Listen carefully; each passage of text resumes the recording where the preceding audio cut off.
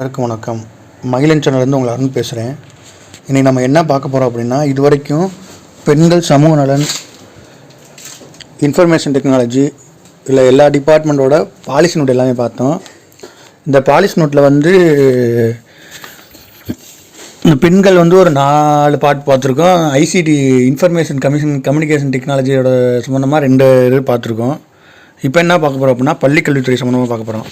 பள்ளிக்கல்வித்துறை school education department பற்றி பார்க்க போகிறோம். இது கொள்கை விளக்க குறிப்பு 2024-25ஓடது. இது கொஞ்சம் ஸ்பீடாக பார்த்துடலாம். ஏன்னா நிறையா டேட்டா நமக்கு கொஞ்சம் தான் இருக்கும். நம்ம ஜஸ்ட்டு மனப்பாடம் பண்ணுற மணி தான் இருக்கும். அதனால் சட்டுன்னு கொஞ்சம் ஸ்பீடாக பார்த்துடலாம். பள்ளிக்கல்வித்துறையோட அமைச்சர் யாருன்னா அன்பில் மகேஷ் பொய்யாமொழி. பள்ளிக்கல்வித்துறையோட அமைச்சர் யாருன்னா டாக்டர் திரு அன்பில் மகேஷ் பொய்யாமொழி அவர்கள்.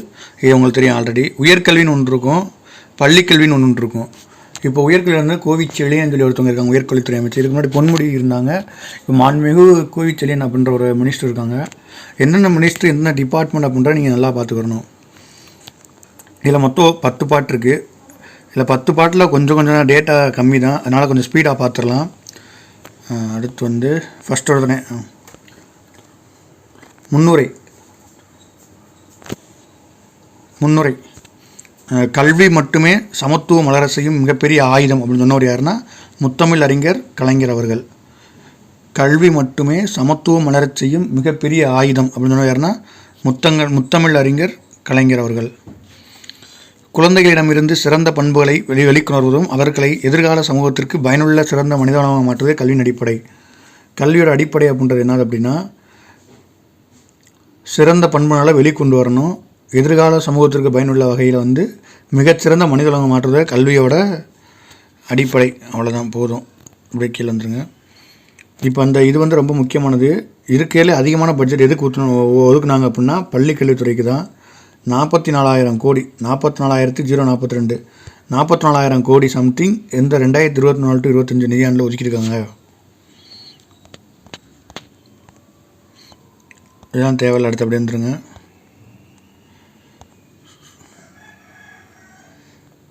இந்த இலவச மற்றும் கட்டாய கல்வி உரிமை சட்டத்தின் நடைமுறைப்படுத்துதல். இலவச மற்றும் கட்டாய கல்வி அப்படின்னா தெரியும், ரைட் டு எஜுகேஷன் ஆக்ட் 2009 அடிப்படையில் கொண்டு வந்திருப்பாங்க. ஏப்ரல் 1, 2010 நடைமுறைக்கு வந்திருக்கும். இது டிஎன்பிசி விஓ கொஸ்டின். இலவச கல்வி அப்படின்னா இந்த ஆரம்ப கல்வி அவங்களுக்கு இலவசமாக கொடுக்குறது. இந்த ஆர்டியில் போட்டு எந்த ஒரு ஃபீஸ் இருக்காது. டியூஷன் ஃபீஸை ஃபுல்லாக கவர்மெண்ட் கட்டிடும், மிச்சத்தை மட்டும் அவங்க கட்டணும். நம்ம ஸ்கூலு பக்கத்தில் ஒரு 3 கிலோமீட்டர் சம்திங் இருக்கும். அந்த ஆர்டி ஆக்ட் சம்மந்தமாக இதை பார்த்துங்க. RTE, right to education act. அந்த மாதிரி பள்ளிகள். இந்த மாதிரி பள்ளிகள்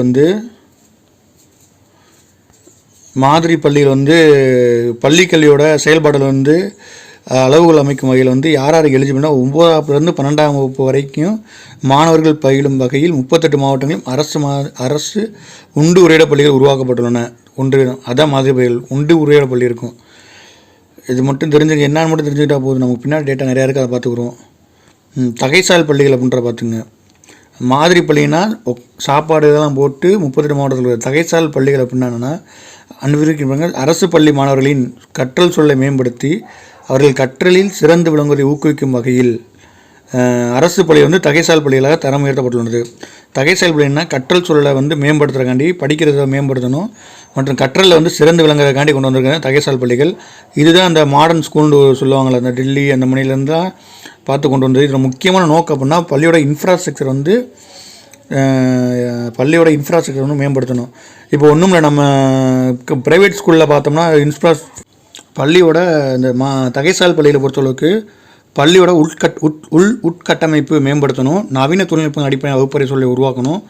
கல்வியோட இணை செயல்பாடுகள் மற்றும் மாணவன் தனித்திறன் மேம்பாட்டிற்கு தேவையான கட்டமைப்பை நிறுவுவது அது முக்கியமான பங்கு. இந்த தகைசால் பள்ளிகள் ரொம்ப ரொம்ப முக்கியம். பள்ளியோட இன்ஃப்ராஸ்ட்ரக்சரை மேம்படுத்தணும். அடுத்து வகுப்பறை அடிப்படையான நவீன மாடர்னைஸாக ஹவுசிங் கிளாஸை மாடர்னைஸாக மாற்றணும். இதெல்லாம் ரொம்ப முக்கியமானது இருக்குது.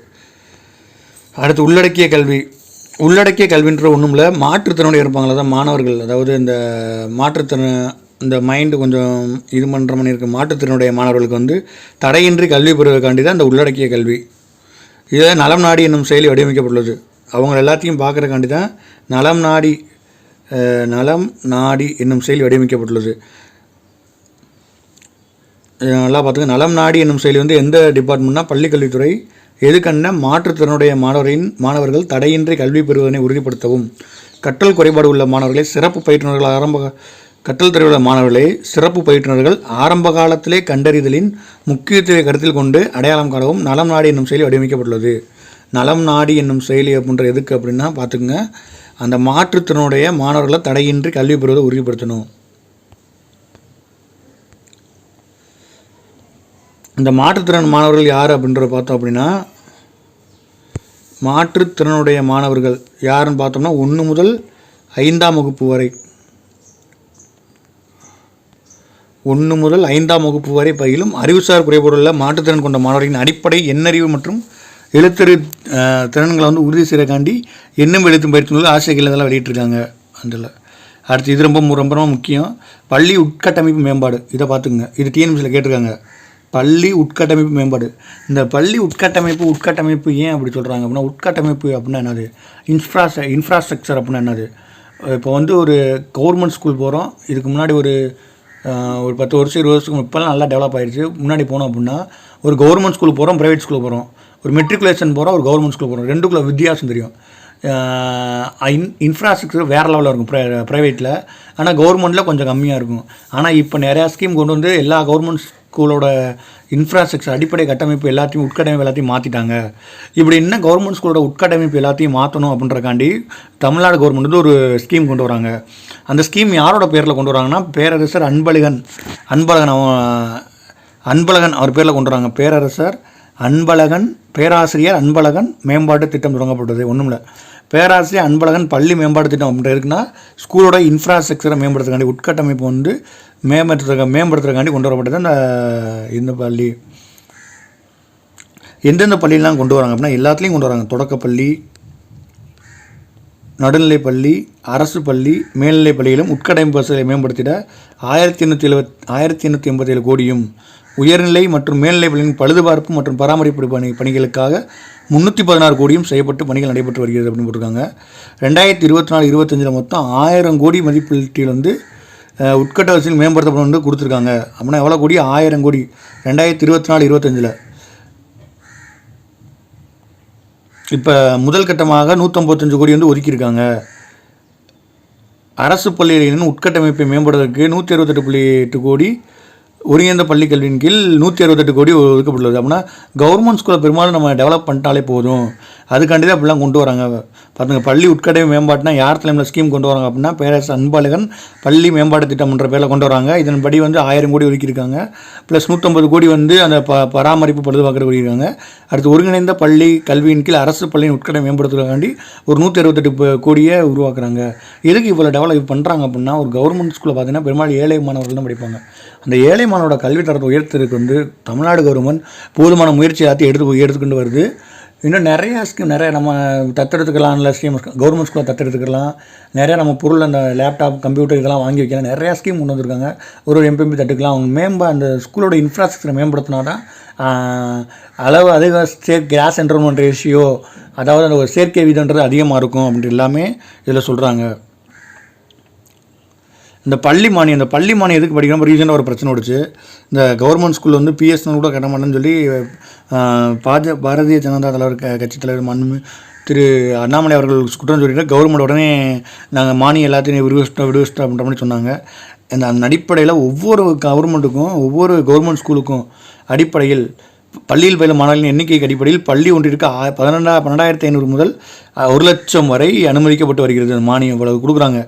எதுக்கு அப்படின்னு பார்த்தோம் அப்படின்னா, கழிவறை தூய்மையாக வைக்கணும், இணைய வசதியை மேம்படுத்தணும், பள்ளியோட தளவாட பொருட்களை பராமரிக்கணும், கட்டடங்கள் உள்ள சிறுபடுதலை சரி செய்யணும் போன்றவற்றும் அனைத்து அரசு பள்ளியிலும் கற்றல் சொல்லை மேம்படுத்துவதற்காக ஆண்டுதோறும் பள்ளி மானியம் வழங்கப்பட்டு வருகிறது.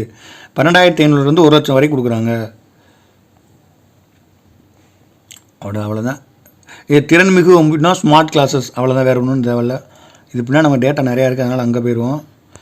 இதெல்லாம் பார்த்தீங்கன்னா மாணவர்களுக்கான அரசு திட்டங்கள் பார்த்தோம் அப்படின்னா, அரசு பள்ளியில் வந்து பயின்று வரும் சமூக பொருளாதார தடையின்றி பள்ளி கல்வி நிறைவு செய்யும் என்ற நோக்கில் இதெல்லாம் பாடநூல் ஃப்ரீ புக்கு கொடுக்குறாங்க, நோட்டு புத்தகம் கொடுக்குறாங்க, புத்தக பை காலணிகள் கொடுக்குறாங்க, புவியியல் வரைபடம் கொடுக்குறாங்க, கிரையான் கொடுக்குறாங்க, கணித உபகரண பெட்டி, சிறப்பு ஊக்கத்தொகை, சீருடை, மிதிவண்டி, கம்பளி சட்டை, புரட்சித்தலைவர் எம்ஜிஆர் துணை இதெல்லாம் ஃப்ரீயாக கொடுக்குறான்றவங்க. அடுத்து முதலமைச்சரின் காலை உணவு திட்டம் பார்க்குறோம். முதலமைச்சரின் காலை உணவு திட்டம் இது ரொம்ப ரொம்ப முக்கியமான ஸ்கீமு.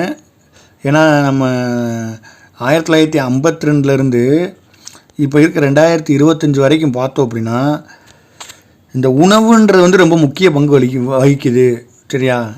இதோட அதோட ஆர்டரை பார்த்தோம்னு வச்சுங்களேன். ஃபஸ்ட்டு மதிய உணவு, அடுத்து சத்துணவு, அடுத்து சத்துணவோட முட்டை, அடுத்து சத்துணவோட முட்டையோட கலவை சாதம், அடுத்து பல வகை சாதம், கலவை சாதம், அதுக்கப்புறம் காலை உணவு. இப்படி ஆர்டரை வந்துக்கிட்டே இருக்குது. இது எதுக்குன்னா பெரும்பாலும் ஊட்டச்சத்து குறைபாடாக குறைக்கிறதுக்காண்டியும் பள்ளியில் வந்து மாணவர்கள் எண்ணிக்கை அதிகரிக்கணும். எங்கள் அரசு பள்ளியில் வந்து மாணவர்கள் எண்ணிக்கை அதிகரிக்கணும் அப்படின்றக்காண்டி தான் இந்த உணவு திட்டமே, மதிய உணவு திட்டம், காலை உணவு திட்டம் எல்லாமே கொண்டு வந்தாங்க.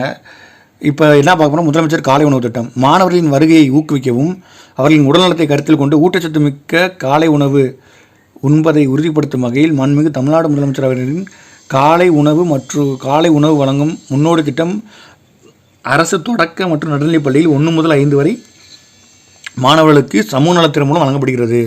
கொடுக்கறது யாருன்னா சமூக நலத்துறை கொடுக்குது. நல்லா நான் வச்சுக்கணும். எந்த டிபார்ட்மெண்ட்னா சோசியல் வெல்ஃபேர் டிபார்ட்மெண்ட் தான் கொடுக்குது. கேட்பாங்க, பள்ளி கல்வித்துறைன்னு கொடுப்பாங்க, போட்டு வந்துடணும். மாடுக்கு தப்பாக போட்டு வந்துடணும். ஒரு சில அந்த ஒரு மணி வித்தியாசம் இருக்கப்பெல்லாம் டிஎன்பிசி எக்ஸாம் பொறுத்தவரை படிச்சுக்கிறணும். எத்தனை வகுப்புனா 1 to 5 வரைக்கும் நடுநிலை மற்றும் தொடக்கப்பள்ளி இவங்க எல்லாத்தையும் கொடுக்குறாங்க. காலை உணவு திட்டம் எங்கன்னா ஊரக பகுதியில் வந்து அமைந்துள்ள அரசு நிதியுதவி பள்ளிகளுக்கு விரிவுபடுத்தப்படுகிறது அப்படின்னு சொல்லி போட்டிருக்காங்க. ரீசெண்டாக நீ வந்து கவர்மெண்ட் ஸ்கூலில் ஃபஸ்ட் சொல்லியிருந்தாங்க, அடுத்து கவர்மெண்ட் எய்டட் ஸ்கூலுக்கு கொண்டு வர போகிறாங்க. சதுரங்க விளையாட்டுனா தமிழ்நாடு முன்னோடி மல்லாமல் திகழ்கிறது. அதெல்லாம் தேவையில்லை.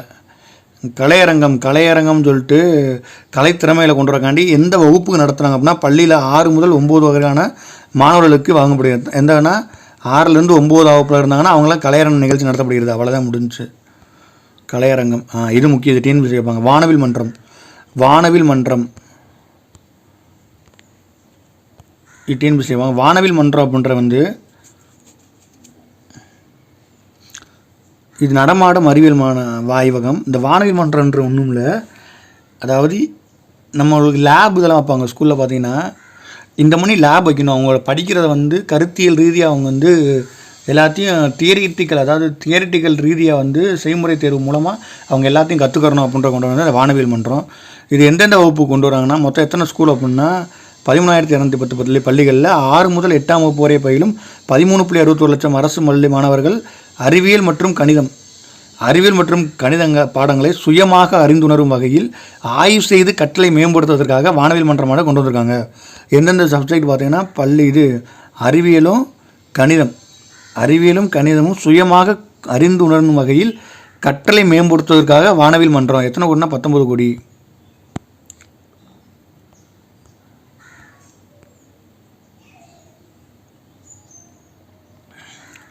இந்த வானவில் மன்றத்தை நோக்கத்தை பாருங்க. அறிவியல் மனப்பான்மையை வளர்ப்பதற்கும் வாழ்வியல் பிரச்சனைகளுக்கு அறிவியல் ரீதியாக தீர்வு காணும் ஆற்றலை உருவாக்கவும் பயனுள்ளதாக அமைகிறது.